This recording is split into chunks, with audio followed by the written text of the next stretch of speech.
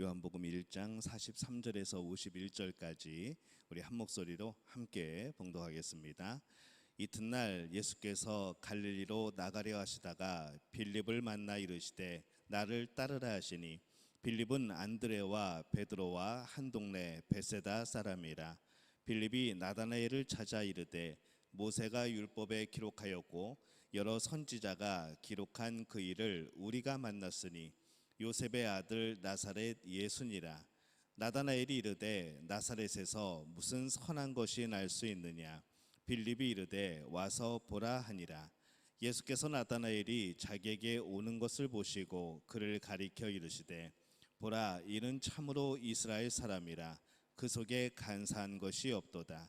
나다나엘이 이르되 어떻게 나를 아시나이까. 예수께서 대답하여 이르시되 빌립이 너를 부르기 전에 내가 무화과나무 아래 있을 때에 보았노라. 나다나엘이 대답하되 랍비여, 당신은 하나님의 아들이시요 당신은 이스라엘의 임금이로소이다. 예수께서 대답하여 이르시되 내가 너를 무화과나무 아래에서 보았다 하므로 믿느냐. 이보다 더 큰 일을 보리라. 또 이르시되 진실로 진실로 너희에게 이르노니 하늘이 열리고 하나님의 사자들이 인자 위에 오르락내리락 하는 것을 보리라 하시니라. 아멘. 할렐루야. 하나님의 은혜가 오늘 수요일 예배 가운데 함께 하신 우리 믿음의 가족들에게 함께 하시기를 예수님의 이름으로 축원합니다. 자, 오늘은 예수님의 제자 12제자 중에 나다나엘을 한번 살펴보도록 그렇게 하겠습니다. 예수님의 제자 중에서도 이 나다나엘이 또 두 개의 이름을 가지고 있습니다. 마태복음, 마가복음, 누가복음에는 바돌로메라고 그렇게 이름을 기록하고 있습니다. 요한복음에서는 나다나엘이라고 그렇게 불려지고 있죠. 이 바돌로메, 이 보통 앞에 바라고 붙으면은 누구누구의 아들, 이제 그런 뜻이 됩니다. 그래서 이 바돌로메는 돌로메의 아들이라는 그런 이제 뜻을 가지고 있게 되죠. 그리고 이 나다나엘은 하나님께서 주셨다라는 그러한 뜻입니다. 우리 지난 시간에 이 마태를 우리가 함께 마태에 대해서 이야기를 나누었을 때에 이 마태도 하나님의 선물이라는 의미를 가지고 있다고 그렇게 말씀을 드렸습니다. 그래서 이 나다나엘은 하나님이 주셨다. 어떻게 보면 하나님의 선물과도 비슷한 의미긴 하지만은 하나님께서 주셨다라는 그런 뜻을 가지고 있죠. 또 이 반대로 이 나다나엘이 원래의 이름이고 이 바돌로메는 사람들에게 불리웠던 다른 이름이 아니었나, 이제 그렇게 또 생각을 해보게 되는 것이죠. 예수님께 먼저 부름을 받았던 이 빌립은 메시아를 만났다는 소식을 제일 처음 친구였던 나다나엘에게 전하게 됩니다. 모세가 율법에 기록하였고 이 선지자가 기록한 그 사람을 우리가 만났다라고 그렇게 이제 설명을 합니다. 앞에 어떠한 설명도 없이 이렇게 말한 것을 보면은, 대뜸 이렇게 말한 것을 보면은 아마 이 빌립과 이 나다나엘이 평소에 굉장히 친분이 깊은, 가까웠던 그런 사람이 아니었나 생각을 해보는 것이죠. 특히 이 메시아에 대한 기다림, 이 메시아가 나타나심에 대한 그 공통적인 관심사를 가지고 있었고, 평소에 그 메시아 오심에 대해서 함께 논의를 했었고 토론하고 연구하는 아마 그런 친구가 아니었나라는 그런 생각을 해봅니다. 그래서 대뜸 만나자마자 그분이, 모세가 율법에 기록한 그분이, 선지자가 기록한 그분이 오셨다라고 그냥 그렇게 던졌을 때에도 이 나다나엘이 금방 그게 무슨 뜻인지 알아듣는 것이죠. 자신이 만난 예수가 바로 그 메시아란 사실을 빌립이 말했을 때 나다나엘은 즉시 모든 것을 버리고 따라 나섰을까요? 말씀에는 그렇게 되어 있지 않습니다. 나다나엘은 좀 망설입니다. 결정을 내리지 못하죠. 더군다나 예수님이 이 목수의 출신에다가 이 나사렛에서 이 메시아가 나왔다는 소식은 이 나다나엘에게는 그 당시에 유대인들이 가지고 있었던 그런 생각과 같이 굉장히 믿을 수가 없는, 설마 이런 촌동네에서 메시아가 나오려고라는 그런 생각을 가지고 있었습니다. 적어도 당시 유대인들 사이에서는 메시아 그러면 적어도 예루살렘 그 도시 정도에서는 나와야 되고, 뭔가 좀 그럴듯한 왕족이나 그런 가문, 훌륭한 가문에서 나와야 되고 막 이제 그런 생각을 했던 것이죠. 근데 이 나사렛에서 메시아, 이 예수님이 나타났다고 하니까 이 나다나엘은 조금 의구심이 들었습니다. 그래서 빌립에게 말합니다. 나다나엘이 가로되 나사렛에서 무슨 선한 것이 날 수 있느냐라고 말을 합니다. 이 당시 나사렛이란 그런 동네를 보면은 인구와 그 환경이 이 사람들의 주목을 끌 만한 그런 곳이 아니었습니다. 이 나다나엘은 적어도 메시아라면은 정말 훌륭한 도시에서 나올 것이라라고 생각을 했던 것이죠. 훌륭한 교육을 받고 또 인물도 출중하고 그런 사람이 아닐까라는 생각을 해봅니다. 그래서 잠깐 이제 그냥 다른 이야기입니다만은 우리가 예수님의 모습을 과연 어떻게 할 수 있을까라는 생각을 해보죠. 실제적으로 예수님이 태어난 그 지역과 그 민족과 그런 것을 보면은 우리가 알고 있는 우리 교회 벽에도 걸려 있는 이 예수님의 사진을 보면서 예수님이 정말 저런 모습일까라는 생각을 해보게 됩니다. 아프리카 지역에 가면은 그곳에서 그려진 예수님의 모습은 흑인의 모습입니다. 얼굴도 까마스름하고 머리도 곱슬곱슬하시고 굉장히 머리도 짧고 그런 모습으로 예수님이 그려져 있습니다. 우리나라가 만약에 예수님을 그렸다면, 예수님을 우리나라 사람으로 생각하고 그렸다면은 예수님은 도포에 갓을 쓰시고 그렇게 다니시는 분으로 아마 그렸을 겁니다. 그래서 예수님이 어떠한 모습일까라고 생각을 해보면은 참 우리의 그런 때로는 착각들이 많이 있는 것이죠. 우리가 어렸을 때부터 봐왔던 예수님이라고 불려지는 그 사진이 과연 정말 예수님인가? 아니죠. 그것은 어느 유명한 작가의 작품입니다. 그렇다 보니까 정말 예수님이 어떻게 생기셨을까라는 생각을 해보게 됩니다. 많은 분들이 어떤 분들은 농담 삼아 그런 얘기도 합니다. 예수님이 못생기셨으면 어떡하지? 라는 것이죠. 예수님의 그런 외모 그런 것보다는 우리가 예수님이 우리를 얼마나 사랑하시는가, 사실 그 사랑에 더욱 우리는 감격스러운 것이고 사실 그것의 은혜를 받게 되는 겁니다. 그래서 이 이사야서에서 예수님을 그릴 때에는 뭐 볼품 없고 뭐 그렇게 순한 입 같고 그렇게 설명을 하는 것을 봐서는 어쩌면 우리가 예수님이 다시 오시는 그날에 예수님을 봤을 때 우리가 그리고 우리가 생각하던 예수님이 아닐 수도 있다는 겁니다. 중요한 것은 내가 생각하는 예수님의 모습이 아니고 내가 경험한 예수님이어야 되고 또한 성경에서 말씀하시는 그 예수님을 우리는 믿고 바라고 소망하게 되어야 됩니다. 이 나다넬이 생각한 메시아도 그랬던 것이죠. 좋은 가문에서 훌륭한 교육받고 인물이 출중하고 뭐 요즘 아이돌 뺨치는 그런 외모를 가진 그런 사람을 생각을 했을 겁니다. 그런데 그런 사람이 설마 나사렛에서 나오겠느냐라는 것이죠. 근데 빌립은 확신에 이미 차 있었습니다. 그러다 보니까 나다나엘에게 말을 합니다. 와 보라라고 말을 합니다. 뭐 설명이 필요 없다는 것이죠. 일단 와 보라는 겁니다. 평소에 이 빌립의 성품으로 봐서 분명히 빌립도 굉장히 까다로운 친구고 계산적인 친구인데 이 빌립의 성품으로 봐서는 분명히 근거 없는 그런 소리를 할 친구가 아니라는 것이죠. 그래서 이 나다나엘은 이 친구가 분명히 뭔가가 있구나 하면서 빌립을 따라 나섭니다. 그리고 예수님을 드디어 만나게 됩니다.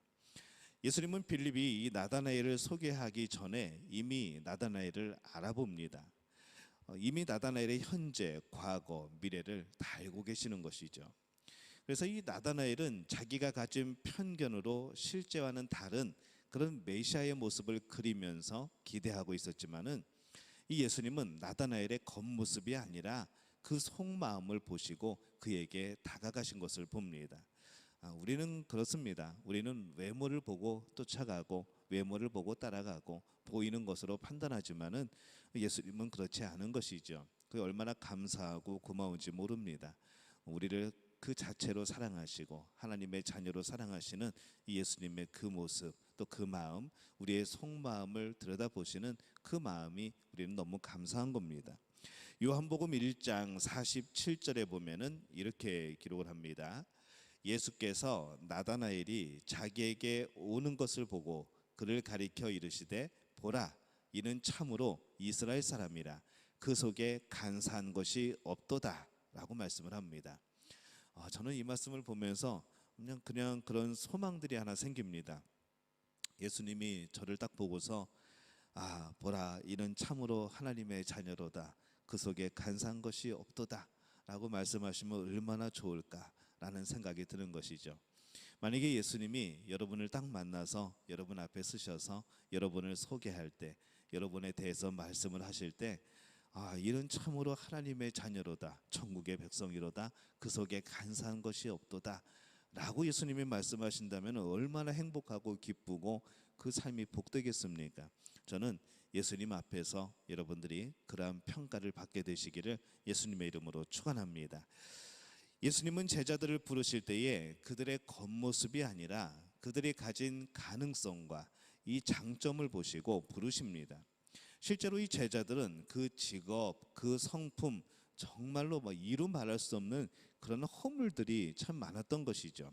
일단 직업부터 시작해서 그들의 불같은 성격들, 의심 많은 성격들 그런 것을 다 생각해 보게 될 때에 이 사람들이 정말 제자인가라는 생각이 들 정도로 예수님을 사실은 괴롭혔던 사람들입니다.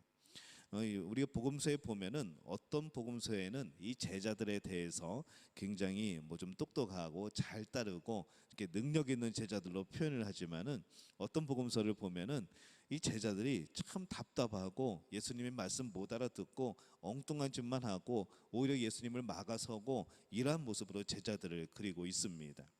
그런 모습을 보게 될 때에 이들의 직업과 성품들이 참 허물이 되었던 겁니다. 그런 부족한 제자들을 예수님이 부르시죠. 왜 부르시는가 하면은 그가 가지고 있는 예수님이 보시기에 가능성이 있다는 겁니다.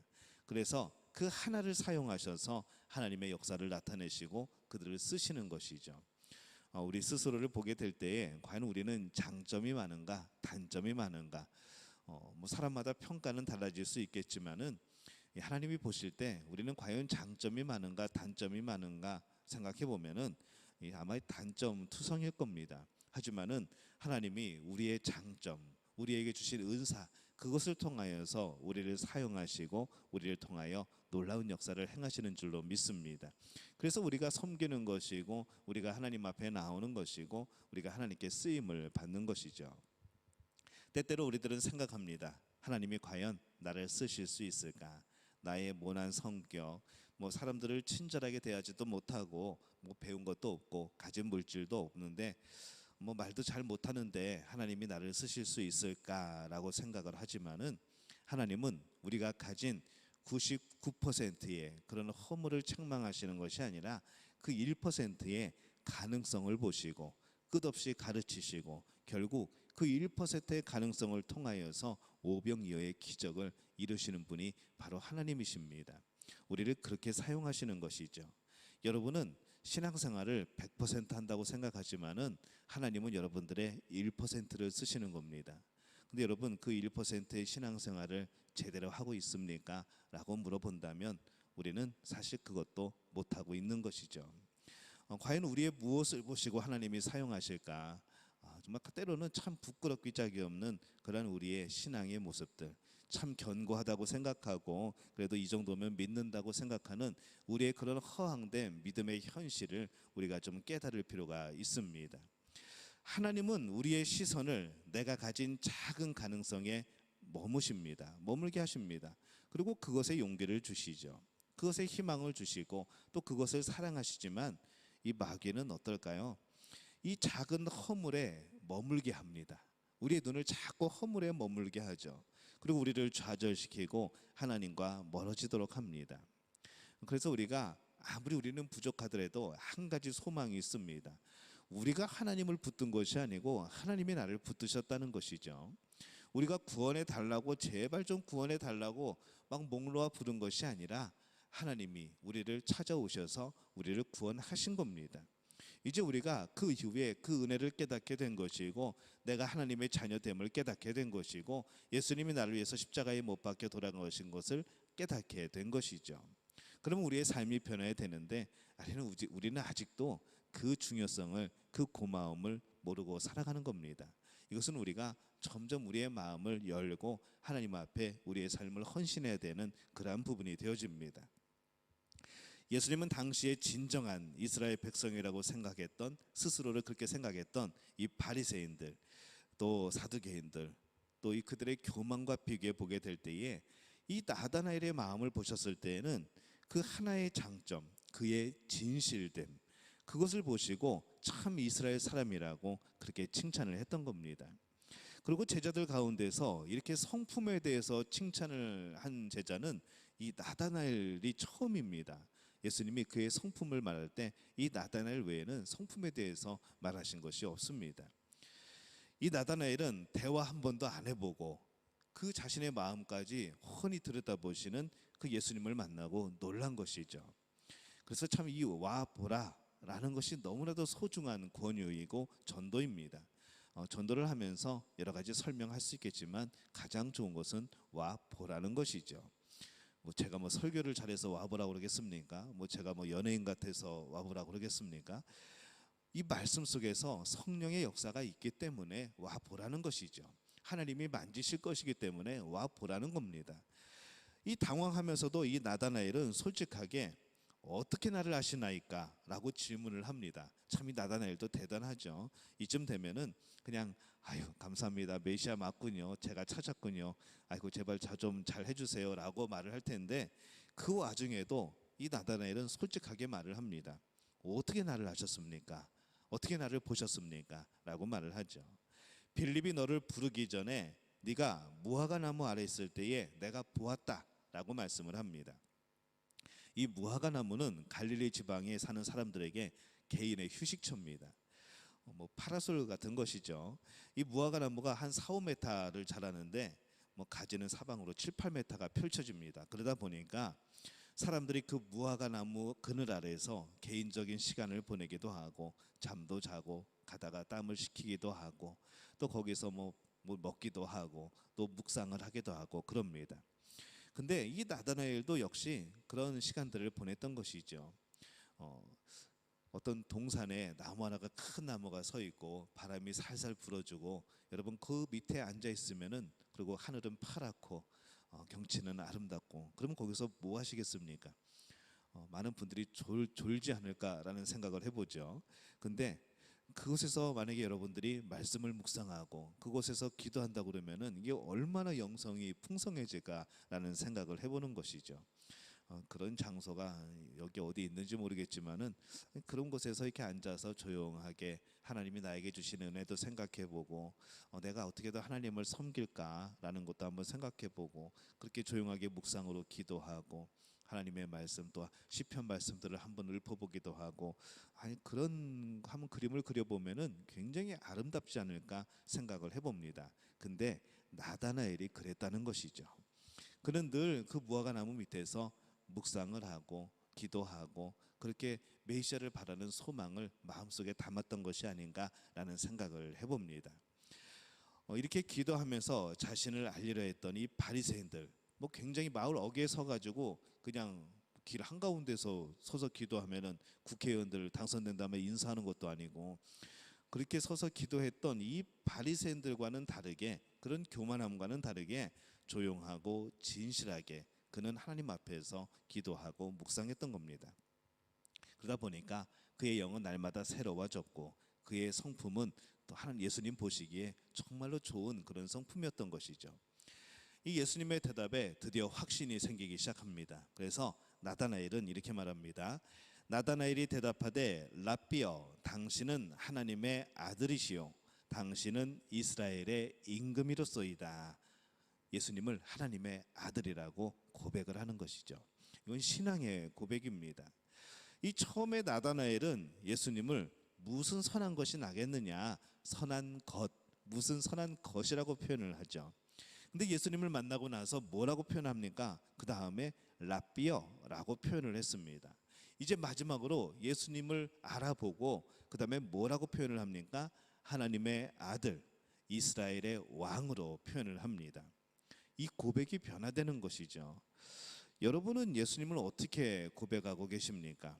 무슨 선한 것 그리고 랍비여 하나님의 아들 이스라엘의 왕 더 나가서 바로 나의 주인 되신다는 이런 고백이 나와야 되지 않을까라는 생각이 되어집니다.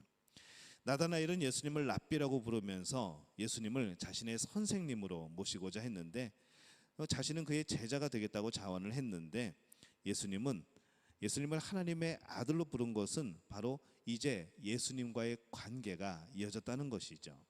그냥 선생과 제자의 관계가 아니라 하나님의 아들, 이스라엘의 왕이라고 불렀다는 것은 이제 예수님이 진정한 메시아인 것을 인정하게 되는 겁니다. 더 나가면은 더 확장시키면 이렇게 되죠. 나는 하나님의 나라의 백성이 되고 또 우리는 바로 예수님을 진정한 그 이스라엘의 왕으로 모시고 나는 그 하나님 나라의 백성이 되겠다는 그러한 신앙의 고백이기도 합니다. 우리들이 예수님을 인격적으로 만나기 전에는 이 예수님이란 존재는 우리 머릿속에만 있는 사람, 2000년 전에 어느 촌마을에서 나타난 유명한 사람, 그리고 억울하게 정치적인 그런 거에 휩쓸려서 십자가에 못 박아 죽인 사람, 우리는 그렇게 생각할 수밖에 없습니다. 하지만은 우리가 예수님을 인격적으로 만나는 순간에 예수님은 나의 주인이 되어지십니다. 그 인격적으로 만나는 그 순간에 예수님은 하나님의 아들이 되시는 것이고 나를 용서하시기 위해 십자가에 못 박혀 돌아가신 나의 영혼의 구원자가 되는 겁니다. 여러분이 예수님을 어떻게 여기고 있는지, 예수님이 여러분에게 어떤 의미가 있는지, 이것은 우리의 신앙생활에 있어서 참 중요한 겁니다. 예수님은 여러분에게 어떠한 분입니까? 예수님을 하나님의 아들로 고백한 이 나다나엘에게 예수님은 말씀하시죠. 예수께서 대답하여 이르시되 내가 너를 무화과 나무 아래에서 보았다 함으로 믿느냐? 이보다 더 큰 일을 보리라. 또 이르시되 진실로 진실로 너희에게 이르노니 하늘이 열리고 하나님의 사자들이 인자 위에 오르락 내리락 하는 것을 보리라 하시니라. 이렇게 말씀을 합니다. 근데 이 마지막 말씀 어디서 많이 들어본 것 같지 않습니까? 하늘이 열리고 하나님의 사자들이 인자 위에 오르락 내리락 하는 것을 보리라. 창세기에서 우리가 이 말씀을 본 적이 있죠. 창세기 28장 12절에 보면은 이렇게 되어 있습니다. 꿈에 본즉 사닥다리가 땅 위에 서 있는데 그 꼭대기가 하늘에 닿았고 또 본즉 하나님의 사자들이 그 위에서 오르락 내리락하고. 이 같은 말씀입니다. 이 말씀은 무엇인가 하면은 예수님의 사역이 앞으로 십자가를 지게 될 것이고 그것을 통하여서 그 예수님을 통하여서 하늘과 땅을 연결짓는 바로 그것을 의미하는 것이죠. 바로 이 십자가 사건으로 인하여서 우리는 진정으로 하나님의 백성이 될 수 있는 길이 열리고 하나님과 우리 사이에 예수님이 중보자가 되어 주셔서 바로 하나님과 인간 사이의 길이 예수님을 통하여 열린다는 바로 그런 의미를 담고 있습니다. 그렇다고 한다면은 이 창세기 28장 12절에 나오는 이 말씀은 예언의 말씀이 되어지는 것이죠. 이미 그것을 본 게 된 겁니다. 그래서 예수님의 말씀대로 이 나다나엘은 제자들과 함께 예수님께서 기적을 이루시고 또 죄 지은 자를 사하여 주시고 은혜가 넘치는 말씀을 하시는 것을 직접 보고 듣게 됩니다. 안 들는 이가 소리를 듣고 보이지 않는 이가 눈을 뜨고 말 못하는 이들이 말을 하고 나병 환자가 깨끗하게 낫고 큰 무리들이 먹었고 또 폭풍은 잠잠해지고 죽은 자는 살아나는 것을 보게 되죠. 그러나 이러한 나다나엘도 예수님이 고난받으시는 그날에 다른 제자들과 마찬가지로 다 도망갑니다. 죽은 믿음이 되어버리죠. 그렇게 좌절하는 그에게 이 죽음에서 살아나신 예수님이 다시 찾아오십니다. 그 부활의 기적은 정말 마음속 깊이 간증이 되어지고 정말 그렇게 실망하고 좌절했던 제자들에게 큰 용기가 되어주는 그런 사건이 되어집니다. 그 부활의 기적, 그 부활의 능력은 이제 이 제자들이 이 세상 끝날까지 예수님의 복음을 전하게 되는 그런 힘이 되는 그런 결심을 하게 되는 계기가 되어집니다. 이 나다나엘은 브리기아, 또 히에라폴리스, 아르메니아, 또 인도 그런 곳에서 복음을 전해죠. 기록에 의하면은 우상 숭배가 심했던 이 아르메니아 지방에서 16년 동안 전도하다가 순교하였고 이 죽은 다음에 시체를 자루 속에 넣어서 돌에 묶어서 바다에 던져졌다고 그렇게 전해지고 있습니다.